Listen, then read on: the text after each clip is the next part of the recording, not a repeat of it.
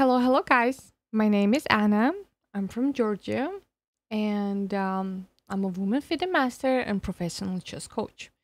Today we will talk about open openings, and exactly we will talk about the Italian game, which is really popular, and probably it's the best option for the beginner players to open their game and to start to play Italian game because it's easier than a lot of other openings, let's say. Mostly we get the open positions. So it's good match for the beginner players. And not only, nowadays, the Italian game, it's really popular also for the high stage players. Like in 2022, if you guys check the candidates tournaments, on the candidate tournaments, almost every single game was Italian game, and especially pianissimo variation, which is like gives actually both sides a really good chances and good play. So Italian game is something like you can like play really well from the boss perspective, and yeah. So today we will talk about not about the main line. We will first talk about the two knights variation, which happens a lot, and there is a couple of options how to play it, and let's get started. So first of all, what is Italian game looks like? And Italian game, as I already said, it's the open opening. It starts with the e4, e5, and after knight f3, knight c6, we have bishop c4. Well, this move makes sense. It's great spot of bishop to be developed. It's also attacks the weakest spot for the black, and prepares the castle. So technically here, black have two main moves. One is the bishop c5 to also develop the bishop, to also like take the good diagonal and prepare for castle, or the knight f6. Well, bishop c5 is kind of more like a main variation, and knight f6, it's also really popular, and this is called two knight variation. Against knight f6, white have a couple of choices how they can play. First of all, anytime we can transpose it to the bishop c5 variation, and I will show you how it's possible to transpose it to the bishop c5 variation. But here we have a really interesting attack, which is called the fried liver attack. And nowadays, a lot of people plays it, especially on the beginner level. It's knight g5. Well, idea of this move is that it's attacking the f7 square, which you already said it's weakest from the beginning, right? Because it's only protected by king. And here for black, there's only one good move. If black don't knows about this move, black is in trouble, because if the knight will take it, it's the fork, and black will lose the rook, or either white will take it with the bishop, it will be good check for white, and black will lose the opportunity to castle. So either way, it can end up badly for black if they will not play only one good possible move, which is d5, to block the diagonal and not let white to take the pawn. After d5, white takes, and here it's really interesting position. Black have a couple of options. The best move, and everyone agrees that technically the best theoretical move for black, is knight a5, to just get rid of the attack and attack this bishop back. But here is the small trap. If black takes the d5 pawn, white have the really good sacrifice after it. It's knight f7. So what's happening right now after knight 7? So white sacrificed the knight. Well, black is forced to take, because if black will not take, they already lost the pawn. After, they will also lose the rook, so it will not end up well. So they are forced to take it. And then white have the queen f3 check and fork. Like now white wants to like get knight back, and they will end up with the extra pawn, and also black will be not able to castle. So after queen f3 move, like I said, we already have a fork. So here black have the couple of options. The technically best option is king e6 to protect the knight and still like try to at least keep it. Actually, when you have the already bad position, if you will just give material back and let the opponent to equalize the position, you will end up just with a bad position. So at least like for black, probably it's better to try to keep the knight, so to keep some material advantage.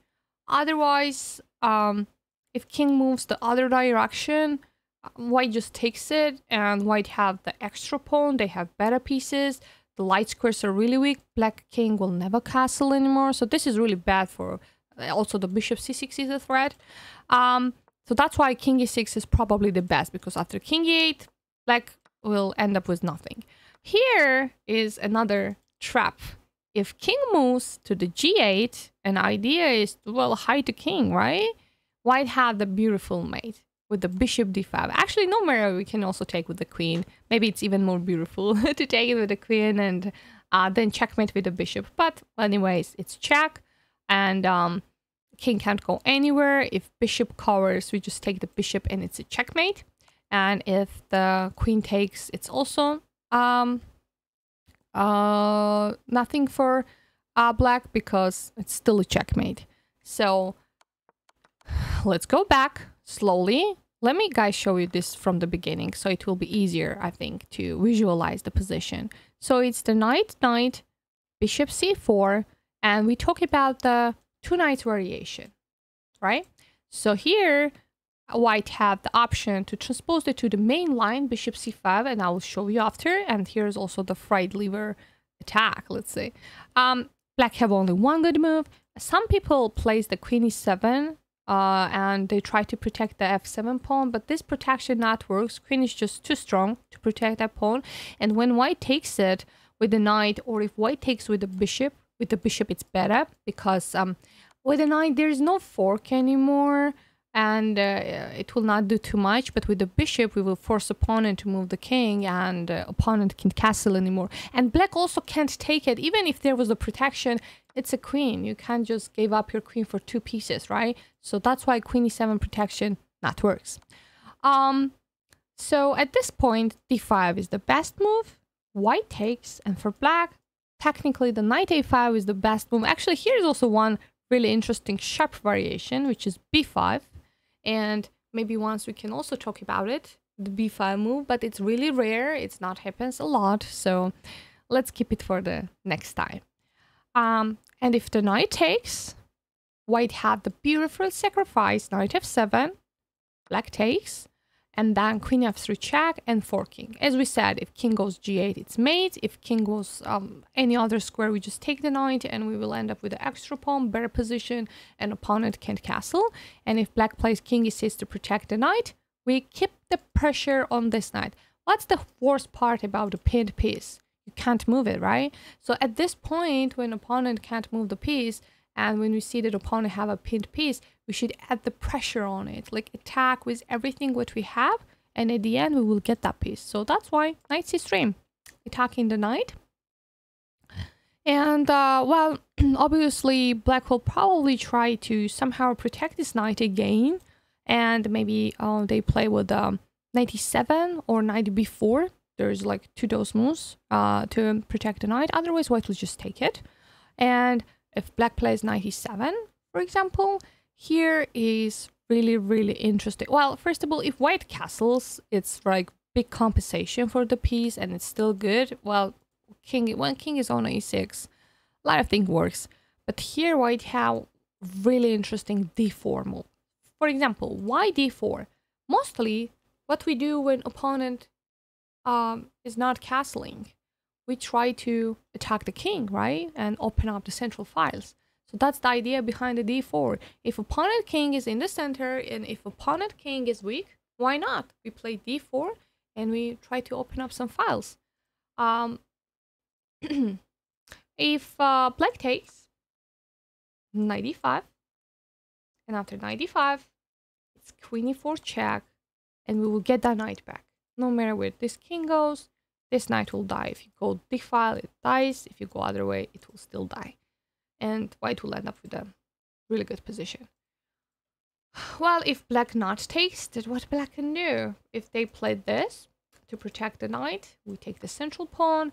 Well, of course, king e5 is not an option because king is so far pushed, and it will not end up well for the black. So this is another position where right after white castles, for example, knight g6, white just castles, and we can then attack this king, which is really bad. So this is actually how the right lever attack looks like if opponent will take on d5. If opponent will not take on d5, and if opponent will play the best move, which is knight a5, here we have bishop check for the white. Well, white tries to move the bishop with a tempo. Like, tempo moves are really important at the opening stage to win some time, right?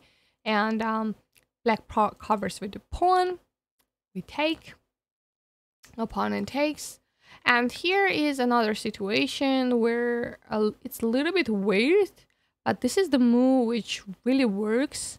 It's bishop d3. It's not looks good, right? It's kind of like a blocking the pawn, and when you block the pawn, you can't develop the other bishop too, and it looks a little bit ugly. But there is the idea behind this move. Idea behind this move is if black plays h6 and attacks our knight, which is already not well placed, because if you don't have pressure on f7, if you don't have attack on f7, it means that our knight is just misplaced and it's do absolutely nothing.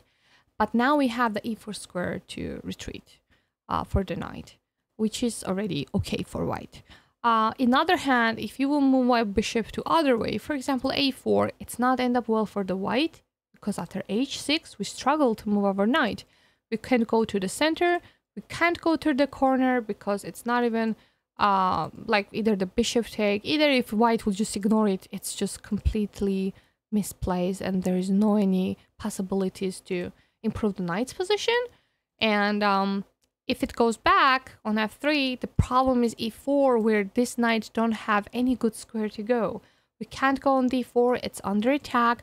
We can't go h4, it's stuck, and probably that knight will die. We can't go on e5 either, because this knight is stuck, and after queen move we can't. It's fork, and it's the huge problem.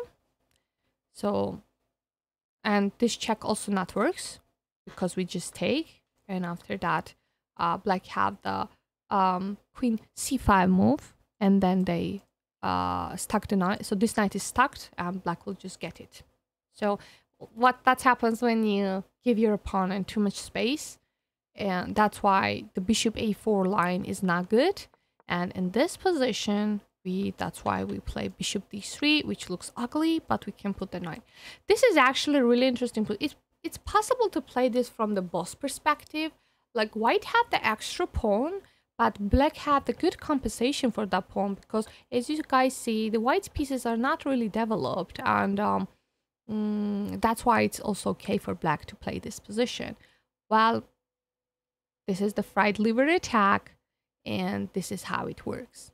As I already told you guys, there is also line for white to, for black to, for white to not play a right lever attack and just simply continue with the d3 or c3 or knight c3, and they play the main line of the Italian game.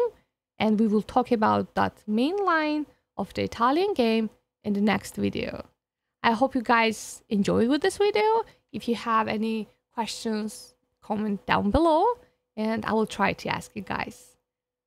Thank you for watching, and see you next time. Bye bye.